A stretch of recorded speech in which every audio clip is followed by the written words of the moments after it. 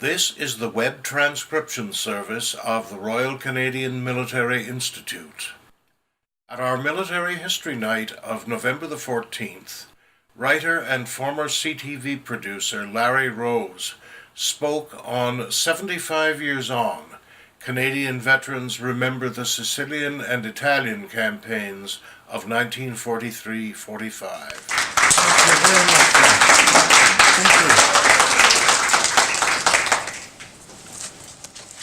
Good evening. Thanks very much for being here. I really appreciate your attending tonight. And are there veterans here? Yes, indeed.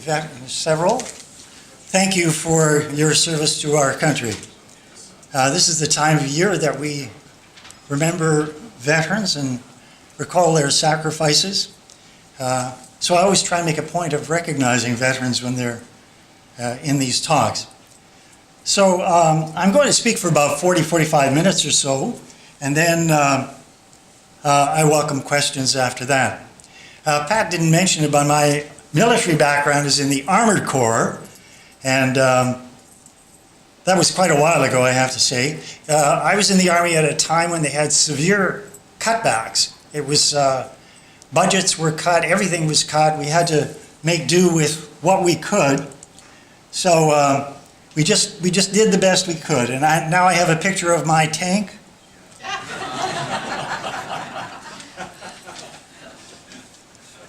We also had armored cars. They were very good, but a bit slow. I wanted to thank Sergeant Peter Moon. Many of you know Peter. He's a retired Globe and Mail investigative reporter. And since he retired, he's been with the Canadian Rangers. He's in his mid-80s and still an active reservist. I think he's one of the oldest active reservists in the Canadian Army, the oldest active sergeant, I believe, in the Canadian Army. So Peter did some of the photography here, and James Murdoch, a former colleague at CTV, did some of the interviews. So the title is 75 Years On, Canadian Veterans Remember Sicily and Italy in 1943-1945. British, American, and Canadian troops have landed in Sicily. 0 hour was 02:45 hours, 10th of July, 1943.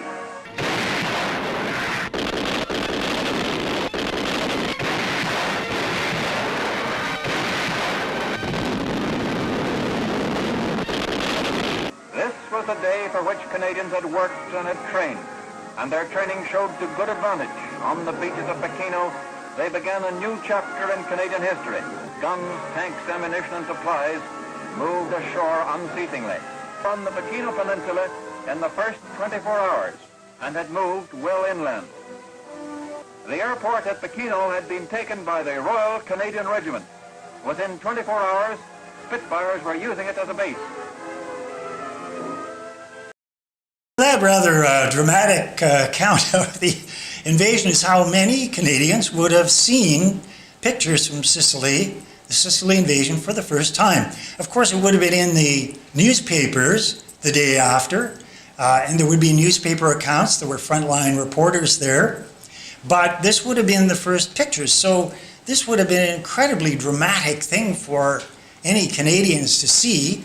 And of course, for the most part, the Canadian Army had not been involved in any ongoing operation from the beginning of the war. So it was a very important and dramatic moment. The pictures, of course, were pretty dark and fuzzy and all the rest, but part of it was that some of them were taken before sunrise. They were taken in the dark because the attack was actually launched before sunup. So that's one of the reasons why some of the pictures were a bit dark. So the operation, I'll just set the scene a little bit. This is the summer of 1943. Rommel has been defeated in North Africa. Russia has been invaded in 1941. And the Germans have been entirely erased from North Africa. So this is kind of a pivotal point in the war. This was a turning point in the war for the Allies, because for the most part, there had been the Allies had been on the defensive. So this is the first time the Western Allies were able to go on the attack in continental Europe. So it was a very, very significant moment. The invasion itself was miraculous. Nothing on this scale had ever been done before, including Operation Torch in North Africa. There were 1,365 warships, troop transports, cargo ships, and hospital ships flung across the horizon, along with 1,225 landing ships. For the first day of Operation Husky, this was the largest amphibious operation of all time. D-Day, a year later, was bigger after a couple of days. But in the first day, this was the largest amphibious operation of all time. And it's the Canadians involved were the 1st Infantry Division and an armored brigade. So here are some of the ships that were involved. Of course, it's impossible to get a really good picture of that kind of array of 1,365 warships, but the top two pictures give you at least a little bit of an idea. And on the bottom left there is one of the 2 or 3 big battleships that were supporting the Canadians and the British. That's HMS Nelson. And on the right-hand side, HMS Formidable, one of the aircraft carriers. So the operation involved ships coming from the United States because the Americans were part of the invasion of Sicily. Some came from North Africa, and the Canadians and the British mostly came from Scotland directly to Sicily. So this is an unbelievably complicated affair to get everybody in the right place at the right time. And as if that wasn't bad enough, they then had a big storm blow up the night before, and there was some question about whether the invasion could go ahead or not. So this is where the Canadians landed there. On the right-hand side where the black arrow is, that's PACHINO Beach. It's right on the southeast corner. The British landed just around the point to the east, and the Americans were along the south coast to the west. You can see where Sicily is there. There was a comment, by the way, after the war by a German general who took part in the Sicily operation fighting there, General Frido von Senger und Etterlin. I love the name. He said after the war, let me give you some advice. The next time you invade Italy, don't start at the bottom. And of course that was the great difficulty, that they then had to go all the way up through the mainland of Italy, crossing rivers which all went east-west. So you had to cross river after river after river.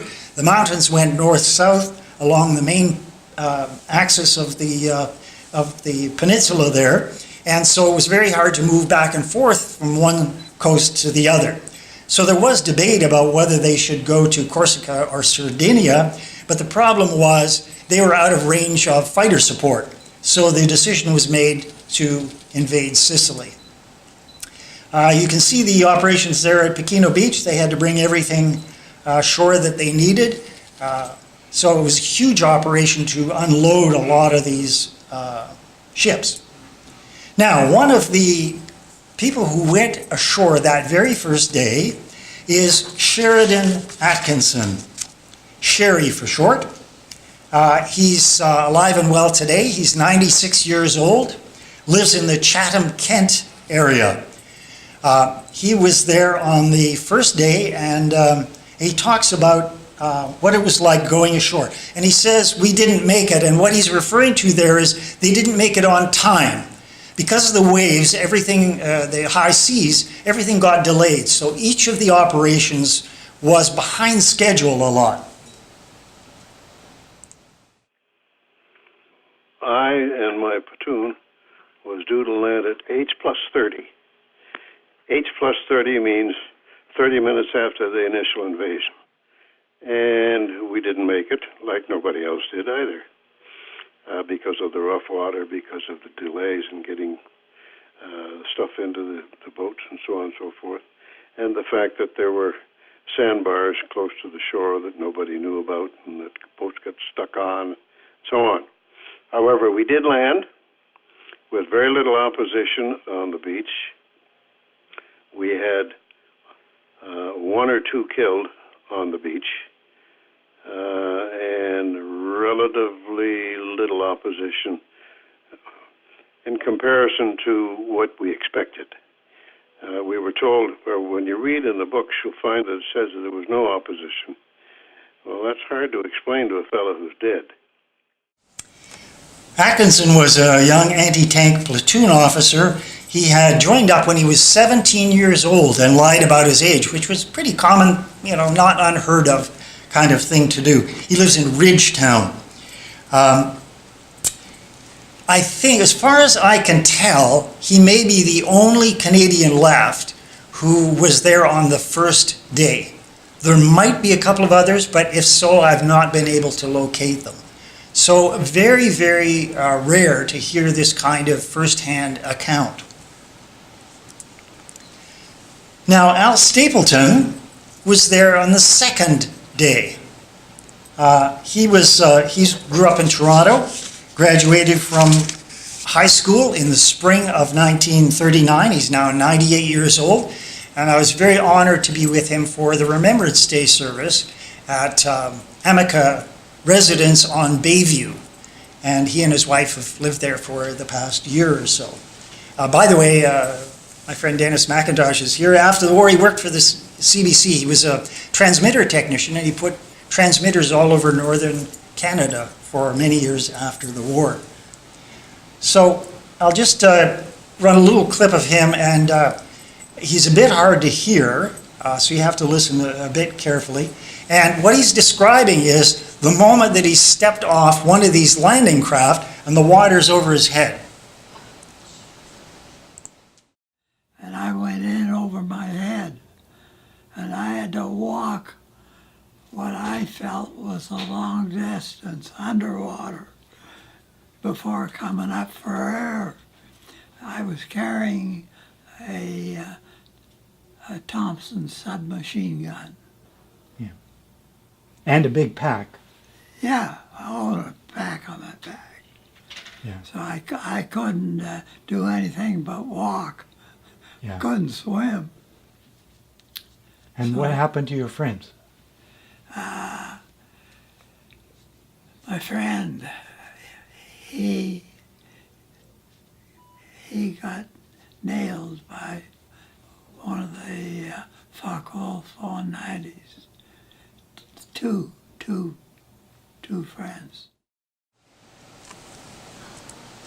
So what he's talking about is the Allies had air superiority, but German aircraft from mainland Italy would come over at wave top level, conduct a little raid, bomb a headquarters or machine gun a headquarters, and be gone in 30 seconds before some people could turn around. And so this aircraft came in, and the two soldiers he'd signed up with from Toronto, Teddy Kroon and Mel Quick, were killed. And Al only survived because he was standing behind a tree. So that's how quickly things could happen in a situation like that. They were not on the front line, they were at a headquarters, but it didn't matter at times. The thing about the invasion was that Canadians had to fight not only the Italian and German forces, but a whole bunch of other obstacles as well. And one of them was 40-degree heat. This is Sicily in July, so it's incredibly hot. Trying to fight a battle in 40-degree temperatures is very difficult to imagine. And you can see the soldiers here, they've got rid of their packs, they've got rid of just about everything, and they're going along in their shorts and their rifles, and that's about it. Notice the soldier on the right-hand side there, they all got badly sunburned the first couple of days, so they put cloths under their helmet to try and protect their neck from further sunburn. Notice also the donkey in the back. The Canadian ships carrying the Canadian soldiers had all arrived safely despite the U-boats. But 3 ships were sunk, and on those ships were all the Canadian transport, or virtually all of it. So they had no trucks in Sicily. They had to walk right from the water edge to the end of the campaign. It was a very, very difficult campaign. All of it's uphill. So they had to walk everywhere. They had to carry all their supplies or carry it by burro or donkey and still fight the German forces who are always above them. Everything is uphill. The battling went on right through to central Sicily, and this is give you a bit of an idea. One of these towns, this is Rigoletto. This is right near the end of the campaign, and you can see how built up the areas are. So the Germans would be in these towns. They're big old stone buildings, narrow streets, and they're like a medieval fortress. And it'd be one after the next, after the next, after the next. There were just a whole bunch of these towns in succession. You can see the rubble on the left-hand side there, so you can see what it took to kind of knock some of these buildings down. There were not a lot of tanks used in the campaign in Sicily because of the narrow streets and the steep terrain, but the Three Rivers Regiment was used. The Ontario Regiment was there as well, but it didn't see as much fighting. So here's the route the Canadians took. It's pretty much north-south, and this is one of the very few north-south highways in Sicily. Highway being too grand a word. Tracks, I suppose, is more like it. The British were on their right, and Montgomery's idea, because he commanded the 8th Army and the Canadians were part of the 8th Army, the idea was that the British part of the 8th Army would go right up the coast and cut the Germans off at Messina, which is just off the map to the top there. The Canadians would go around to their left, and it would be your classic pincer, right? The two forces would come together, and the German armies would be trapped. But this turned out to be not a great plan for a couple of reasons. One of them was that the Germans put up a tremendous battle on the plains just on the coast, and there was very bad disease there. The incidence of illness from mosquito infestation was very high indeed. It almost equaled the number of troops wounded. So they're battling the mosquito swamps, and the Canadians, meantime, are hoofing it all the way up this very steep road. And this became very controversial, the fact that the Canadians used this road, because originally the Americans were supposed to use that road, and the Canadians were supposed to be further to the east. And actually, as things turned out, it would have been better if the Americans had done so, because the Canadians were on foot, whereas the Americans had transport trucks. So the commanders in Sicily were Montgomery and Patton, and they look all chummy in this picture, but in fact, Patton was outraged over the fact that Monty had moved the boundaries so that the Canadians could have that highway going north-south. He wanted the Americans there, and he wanted the Americans to play a central role, but the way Montgomery had it set up, the Americans were kind of spear carriers in the whole operation, right? They were kind of auxiliaries. And the glory, thought Patton, would go to Montgomery for the entire victory in Sicily. So unfortunately, that sealed the fate of their relationship for the rest of the war. And their rivalry became a very serious problem, and they hated, Patton particularly, hated Montgomery more than practically any other British commander in the war. And their rivalry and their animosity became a serious impediment as the war continued. On the other picture there shows Montgomery with the Ontario Regiment, and this is a typical Montgomery thing. He would show up at a regiment unannounced, stand up in his car or on a soapbox or whatever, and he would talk to the troops about what he was going to do and the plans and how the campaign was going to unfold. And he was brilliant at it. He was superb as a motivator of the ordinary soldier. He just had a manner that appealed to the average Tommy. And the Canadians, generally speaking, loved him. They knew he was a professional, and they didn't want to die unnecessarily. I think most Canadian soldiers would have said they were willing to put their lives on the line, but they're not willing to have their lives thrown away. And they knew that with Montgomery, he'd been a professional soldier all his life, and that they were in good hands with him. So he was tremendous at motivating troops and getting them on side and bringing them on board. And it's hard to recapture today the dynamic personality that he had. He became very controversial later in the war, but he never lost his touch with the ordinary soldier. Now I want to show some pictures here of Guy Simmons. He was the Canadian commander. So this is Guy Simmons. Montgomery said Canada only had one outstanding soldier during the Second World War, an outstanding general, and that was Guy Simmons. This is back in Britain before Sicily. But Simmons was originally British-born. He was raised in Victoria, went to the Royal Military College, was an outstanding cadet, won the Sword of Honor, and his assessments as his career continued were invariably outstanding. Now I just want to freeze this here for a moment, if I can.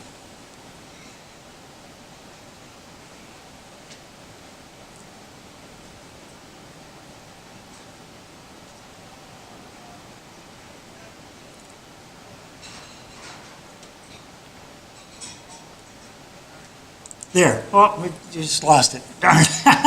Now I can't go back. Anyway, there was General Hofmeister in the background there. There were actually 4 generals in that picture. They're very unusual pictures. And Hofmeister became a great division commander in the Italian campaign itself. He was from Vancouver. He was a mid-level executive in a lumber company in H.R. Macmillan. And he was one of the outstanding examples of a reservist who succeeded in becoming top military commanders. And there was kind of a rivalry between some of the reservists and some of the regular troops, regular soldiers like Simmons. There was a certain rivalry there where the reservists often felt that a regular officer like Simmons would rather have a drunk who came from RMC rather than an equally good reservist. But it dissipated somewhat as the war continued. Now, Simmons was a Montgomery acolyte. He sort of patterned himself after Montgomery, and they had kind of a similar idea of how to conduct battles. So as I said, Montgomery considered there was only one great Canadian general of the war, and that was Simmons. But Simmons kind of, in a kind of obvious way, patterned himself after Montgomery, and you can even see it here with the black beret. There's Monty wearing his black beret with the Royal Tank Regiment hat badge there that was given to him in North Africa. So golly gosh, Simmons was an artilleryman, a gunner, but by golly, he was going to wear a black beret if Monty did too, and black web belt and so on. But he tried to pattern himself in many ways after Montgomery. But the problem with Simmons was, even though he was a great commander, he never had the charisma. He didn't relate to the ordinary soldier in a way that Montgomery did. So with the campaign in Sicily over, then the question was, where next? And there was a big debate about it, but the Allies did not have the strength in 1943 to go to Normandy, so the only real choice was to carry on with a campaign in the mainland itself. The problem with the Sicily campaign was that while they defeated the Germans in a month or so, most of the Germans escaped, and so they had to fight them a second time on the mainland. And that was the failure of Montgomery's pincer movement to cut off the German escape. So thousands of Germans, and even as many as 400 tanks, managed to get across the little tiny isthmus there onto the mainland of Italy. So this gives you an idea of the route that the Canadians took through the next months up to about January 1945. Now the soldier on the left-hand side there gives you an idea of what they looked like. I love particularly whoever the illustrator was on this thing, even put a cigarette in the guy's mouth, because of course everything, they all smoked like smokestacks. Didn't matter who they were, they're all smoking all day long. And if you read letters home, the letters all say, please send smokes. Not only did they smoke them, they were a kind of currency, right? The Italian currency was worth nothing. But if you could give somebody a carton of cigarettes, you could get some chickens from the farmer. And then the farmer could use the cigarettes to buy something else. And so it became, particularly in Normandy and after as well, the cigarettes became kind of almost incredibly valuable currency. The medal on the right-hand side is the Italian Star Medal, which Canadians who served in Italy won. Now, there are two particular battles I'm going to mention here. One is Ortona, and the other is Sicily. Ortona was a very, very difficult battle. This is December 1943. The Germans had decided to make a stand. Can you see Ortona there? Yeah. It's just up there. The Germans had decided to make a stand there. And so the Canadians felt they could go around, but if the Germans were going to make a stand, they'd be damned if they'd let them win that kind of tug of war, right? So they're going to kick the Germans out. It became a street by street, door by door, floor by floor battle through the whole town. And it became a huge casualty generator for the Canadians. A lot of Canadians were killed and wounded in Ortona. Now, I have some pictures here. They're very rare. They're not terribly good pictures, but they're kind of rare because they're quite close to the fighting in Ortona. So this is just outside Ortona, and you can see they're still hoofing it. And I think we have an animal coming up here, a donkey or something. So they're still, the infantry is still more or less road-bound, and German tank there. That's a Canadian vehicle. Another German tank there. Now you can hear some of the artillery coming up here.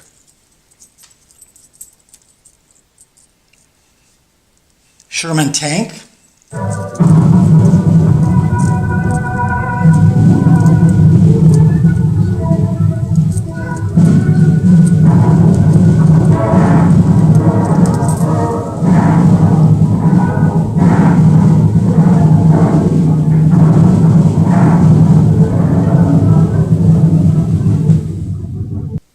Okay, so the damage, you can see there, the damage in the town is just awful. And there's what it looked like for a soldier trying to go down one of these roads. You can see it's just, the town was just pretty much destroyed. In the early fighting, the Canadians had sent down a street, not quite this narrow, but a fairly narrow street.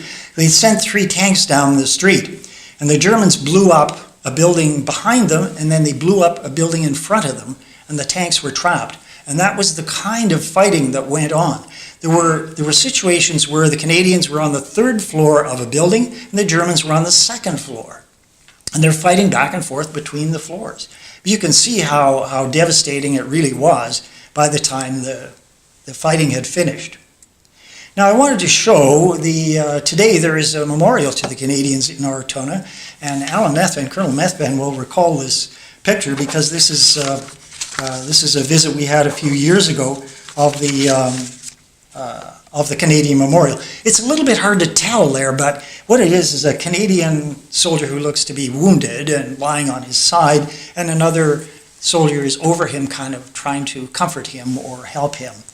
Now the lady in the front is named Maria Lasorda, and she and her sister, Francesca, put fresh flowers on this memorial, and you can see the flowers there, every day for years and years and years. They lived just around the corner, and they would come around every day and put fresh flowers on the memorial. And Maria just died a few years ago, her sister before that. But I think it's very touching and shows that today Italians really do treasure the sacrifice of the Canadians for their liberty. Maria Lasorda said during the war she and her sister ran kind of a dry cleaning and laundry little business. Soldiers would give them shirts and they would launder them, and then the soldier would come back and pick them up the next day, except that she said, sometimes they just never came back. They would take their shirts in one day and that was the end of that. Here's another view of that. This was taken at a different time, but you get a better idea of the memorial to Canadians in Ortona.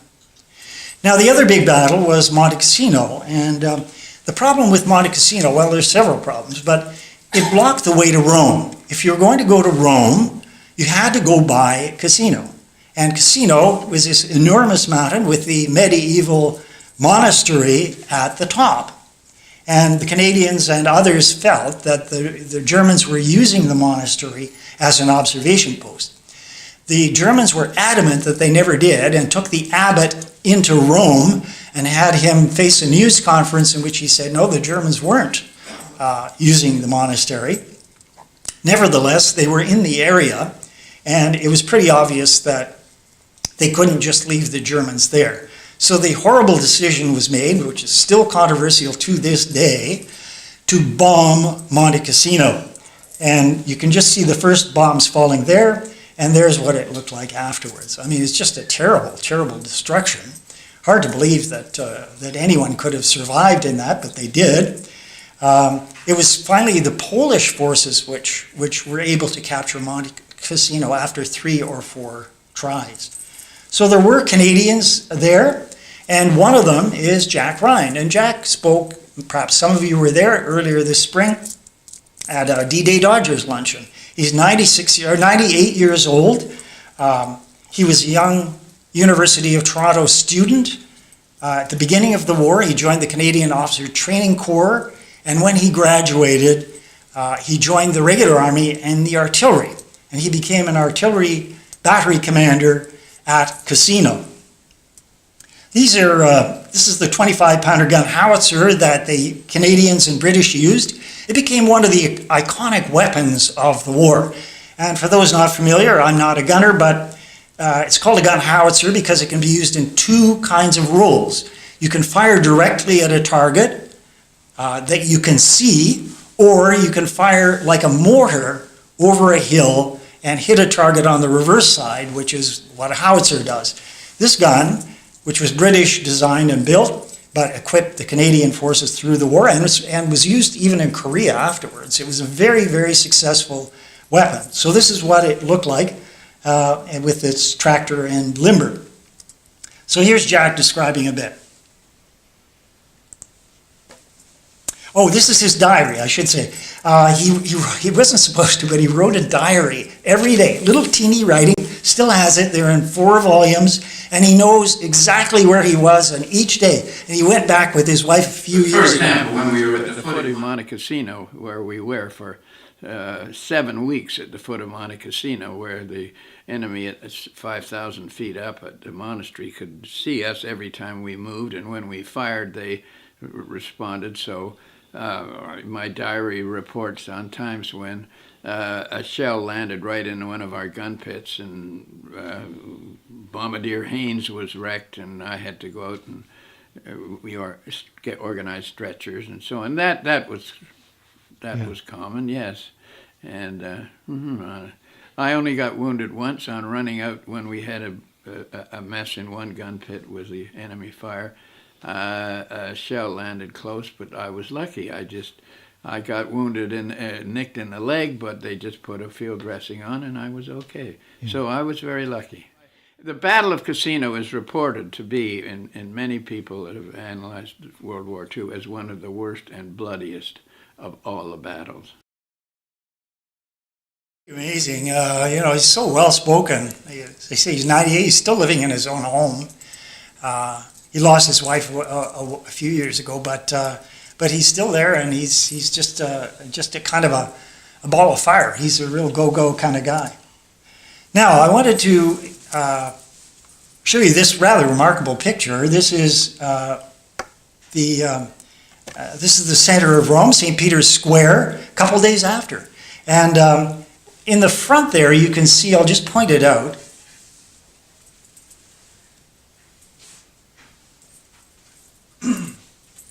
that vehicle is a Canadian military pattern truck. It has a Chevy logo on the front there, if you can see in the original picture. That was made in Oshawa. And the troops that are here are largely British troops, I believe. And the Canadian military pattern trucks, Canadian trucks, made up about 30% of the motor transport of the British Army in the later stages of the war. So this is a couple of days after the fall of Rome. And I'm surprised that they're British here that quickly, because General Mark Clark, the American commander, did everything he could to divert the British off to the northeast so that the Americans, and more particularly Mark Clark, could get the glory of being the liberators of Rome. And I've spoken to a number of Canadian veterans, and they are still bitter over the fact that Clark chose to push them aside and save all the glory for the Americans. Now, one of the great books about the Italian campaign, there are a couple of really good ones, and No Birds Sang by Farley Mowat is one, but this is A Long Road Home. I don't know if you've seen this book or read it, but Fred Cederberg is the author, and he went all the way through the Italian campaign, and it's a very gritty, kind of almost repellent at times in its frankness and the casualties and the mess, and it gives you an almost too real picture of what it was like being a frontline soldier. And he puts everything in. He put in the name of the prostitute he visited in Rome. Talked about who she was and how she was British and she got stuck there in the war. He just leaves nothing out. But there's a section of the book that I wanted to draw your attention to. And it comes in this quotation. I'll just read it here. He's talking to one of his pals. So, Scotty, I said, as the rain battered the Jeep's canvas top, what was the name of that little white-faced Louis? That is lieutenant, right? What is the name of that little white-faced Louis? He came to us at the PACHINO. The one who got it next time we were in, when he stood up to direct fire. Morrison frowned. Mister, I don't remember. Neither did I, but I'd liked him in the short time he'd been around. There it was. These people would arrive one day and be killed the next, and you never even knew who they were. You never got a chance to know them sometimes. I think it's just the most horrifying thing to think of, that these people are trying to fight battles together and people are arriving and getting killed. You don't even know who they are. So I found that a kind of a moving, touching sort of comment. Now I wanted to show this picture. As far as I can tell, this is not a colorized picture. This is a genuine color photo. I can't identify who the two people are there. It just says, the caption just says, 2 Canadian artillerymen. But look at them, look at their faces. If you took that helmet off and put on a current helmet, and if you put on camo pants instead of those pants they're wearing, that could be today. Right? Look at the expressions on their face. These were the young soldiers from Canada who went to war. We think of them as elderly veterans as they are today, but that's not the way they were. This is what it looks like. We are standing on the shoulders of these men. And there they are. And it's mail call. Mail was terribly important for the Canadian soldiers. You can see they're reading. There's a picture of a woman on the box there. It might be a wife or a mother. Mail was so important.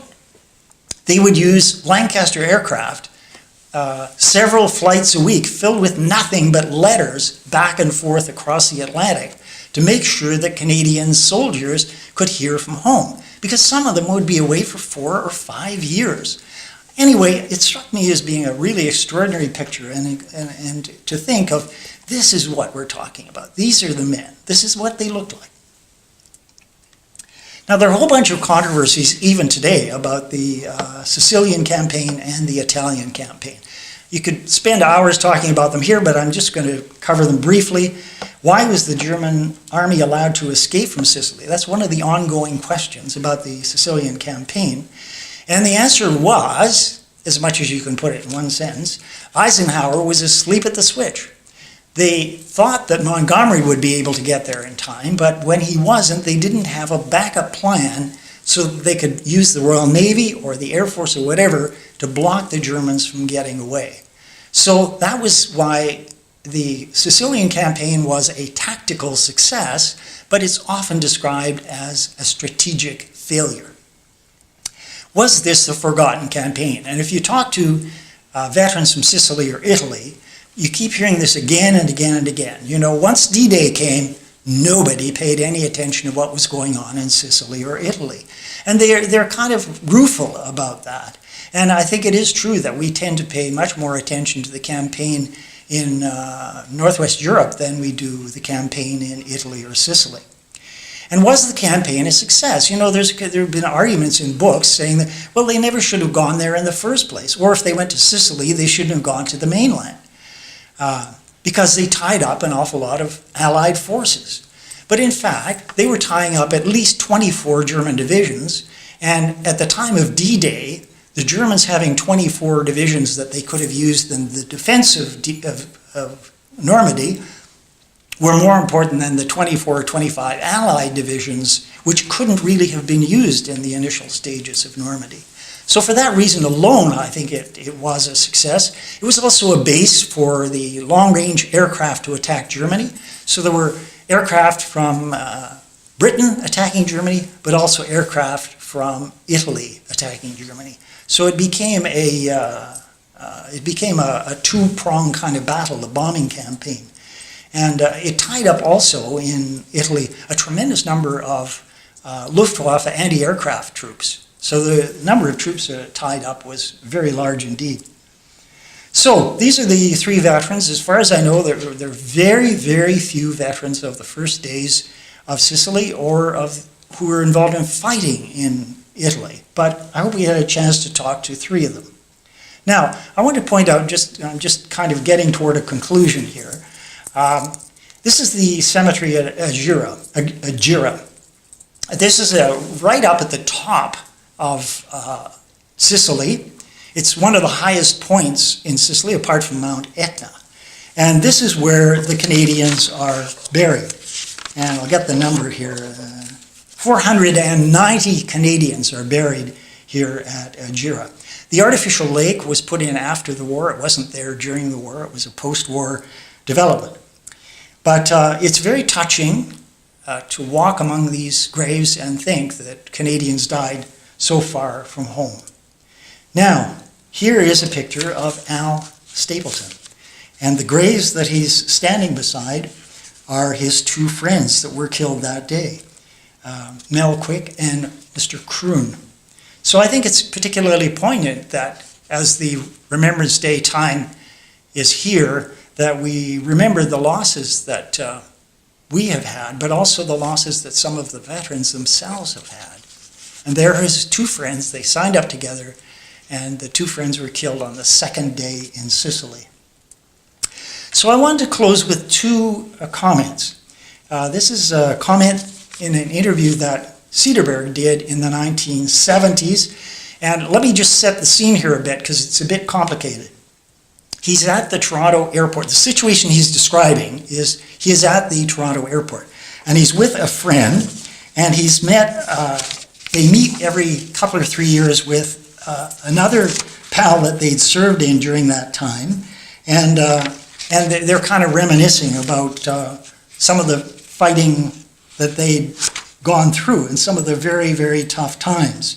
And the event he's describing is December 1944. It's up near Rimini, just near almost the very end of the Canadian fighting there. He said, I hope you wrote about the Naviglio. I said, yeah, that's kind of the big climax before the end. I said, that's where we took the terrible beating. We lost 134 people in a matter of hours. Right. He looked at me, and then he looked straight at Orv, and he said, I was sure I was going to die that night. Yeah. And I said, what? Oh, yeah, he said, I was figured I was a goner. I said, you didn't show any fear. No, he just said, I said, well, amen, so be it. But nobody's going to see me chicken. The other important thing, I think, is the fact that not a lot of people were aware of it, but they were all young. They weren't quite yet men. And Peter, they were all Canadians. Regardless of their name or where they came from, they were Canadians, and boy, they stuck like glue on a blanket. There were 92,757 Canadians who served in Italy during the Second World War. Of that number, 26,254 were killed, wounded, or taken prisoner. Very high casualty rate. So I'll give the last word to Jack RHIND here. But we had to do it because Hitler was moving. He had overtaken the countries in Europe, Czechoslovakia, all those, and he was moving into Poland. We had to stop him. He was going to cross the Channel and take England. And, you know, our national anthem is, "O Canada, we stand on guard." Thank you very much.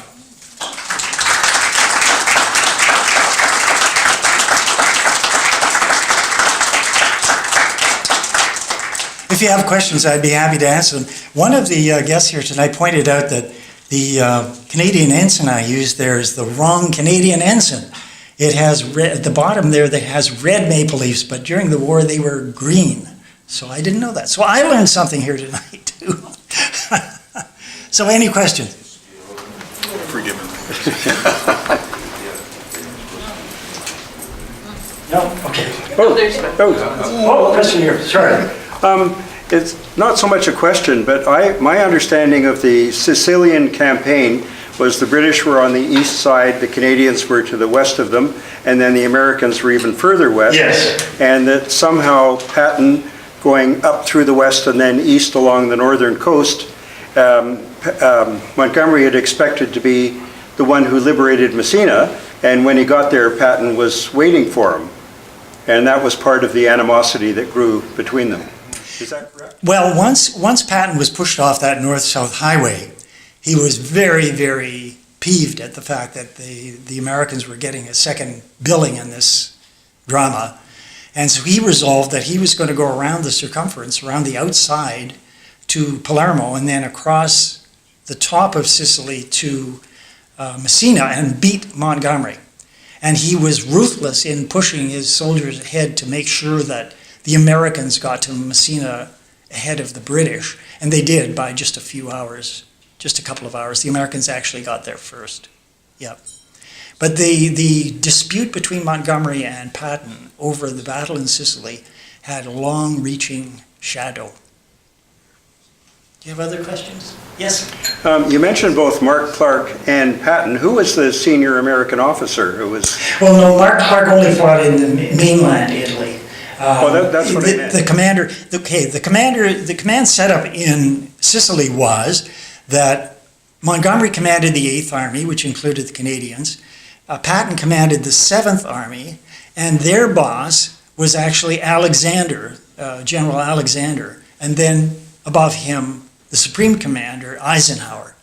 But by the time it got to the mainland, they pulled off a lot of, like Montgomery left fairly early, right? Because they pulled people off for the Normandy invasion. So Montgomery only got up to the Sangor River, which is fairly far south. Patton similarly was pulled back, and Bradley and so on. So some of the senior commanders after Sicily were pulled back to London to get ready for the Normandy invasion. But General Mark Clark was not. He then took over the Italian campaign. Alexander was again his boss, but Alexander was a very laid-back kind of guy, and Clark essentially ran it the way he wanted to run it. Yes? Talking about Montgomery and Patton, with the benefit of hindsight and all of your research, do you think that ego is a positive force in this story or negative? In this case? Yes. No, I think it was pretty much a negative here, because that dispute had real consequences in Normandy and afterwards. But it wasn't just those two. I'm using them as kind of examples. But, you know, it's really fantastic when you think of it, that the British and Americans were able to stay together as well as they did through the war. I mean, that was really the incredible achievement in its own right. The fact the Allies were able to keep together, and Eisenhower deserves a lot of credit for it. But there were tensions all the way through, and Montgomery's personality was a considerable part of it, because he was such a difficult personality, and he wanted everything his way, and tried to really push Eisenhower off the plan of Americans conducting the main part of the operation once they had got east of the French-German border, that area. Okay, you stop there, Pat? Is there any other question?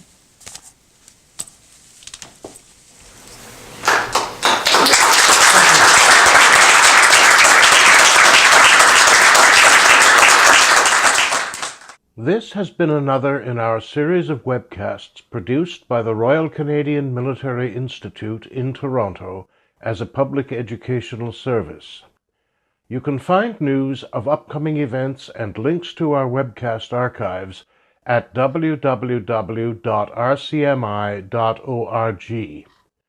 On behalf of the RCMI, this is Eric Morse saying goodbye for now, and thank you for joining us.